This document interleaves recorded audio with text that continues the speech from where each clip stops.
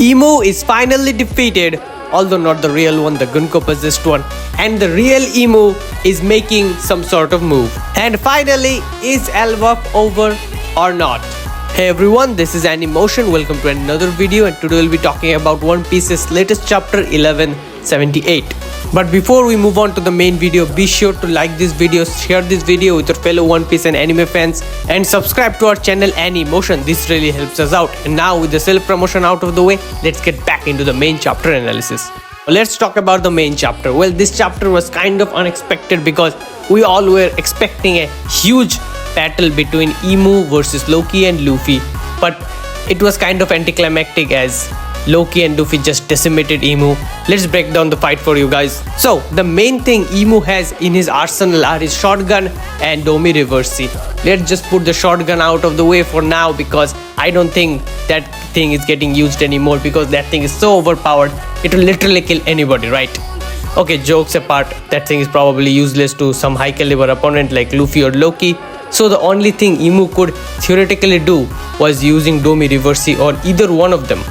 But he did something very unexpected at this point, and that is he used Domi Reversi on both of them. Now everyone on the internet really thought that either Luffy or Loki is going to get Domi Reversi and we might just see a fight between them.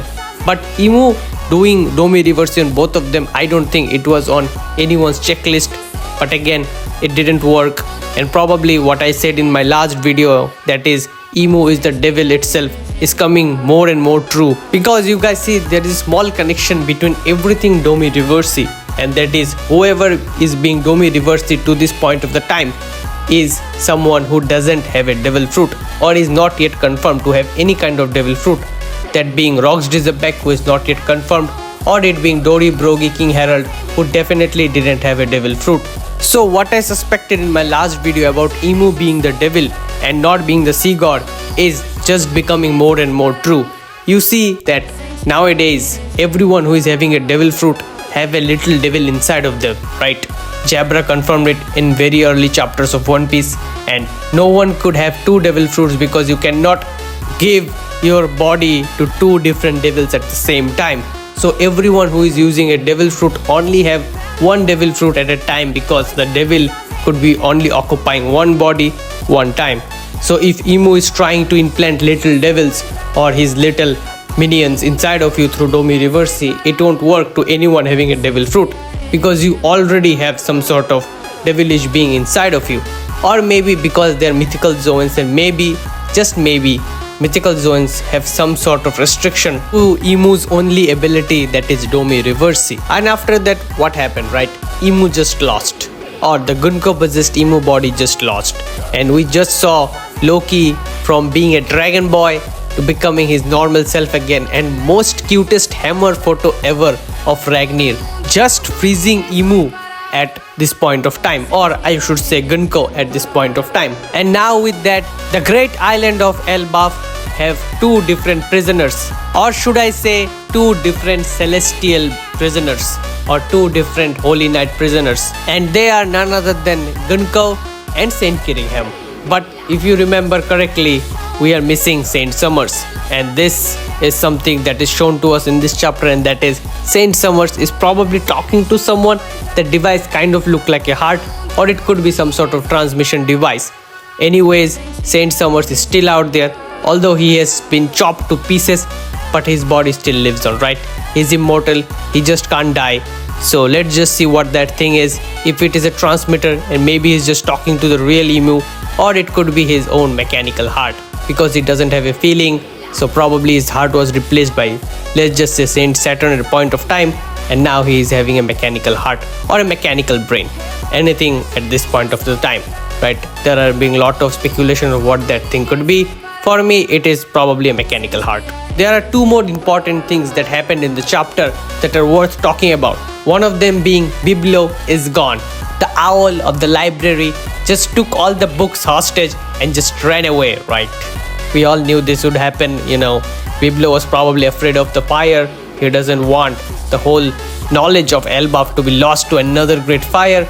Or maybe he was some companion of Joy Boy and he could just sense Emu arriving here, so he just said, oh shit, I have to go away. Now with that, the mystery of who Biblio could be still remains in One Piece. But there is one more thing that is very important to talk in this video, and that is how Chopper is turning all the giants who are being turned due to Domi Reversi back to normal. My reindeer guy is just slapping the devils out of the giant's body like it is nothing. You know, probably he's the forest god. It is becoming more and more evident that he has to do something that is working against Imu's devil refinement spell.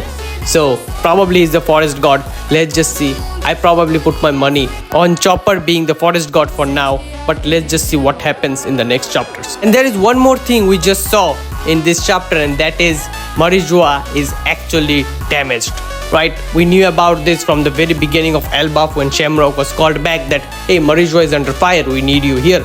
So we are just going to send Saint Killingham and Saint Summers instead of you. But let's just say in an earlier chapter we were seeing that, hey, Marijoa is completely fine.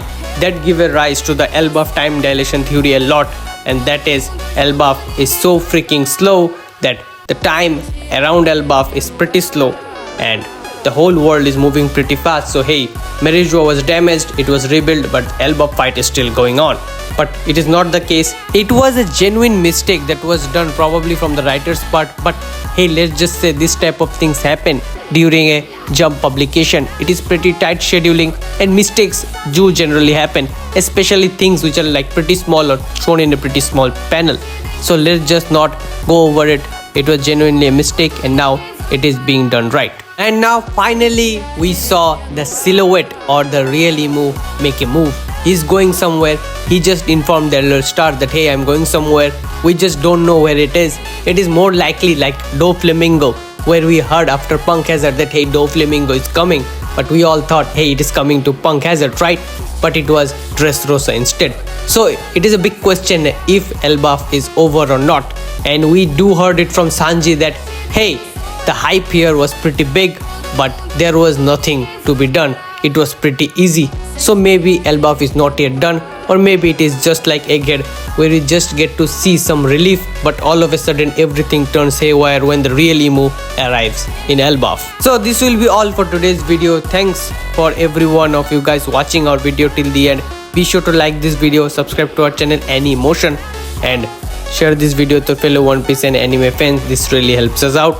And in the next video we're going to talk more in depth about what theories or what things could be leading towards the next big fight with Emu and everything in between. So be sure to subscribe to watch that video when it drops through the latest time. And with that being said, I'm out. Peace.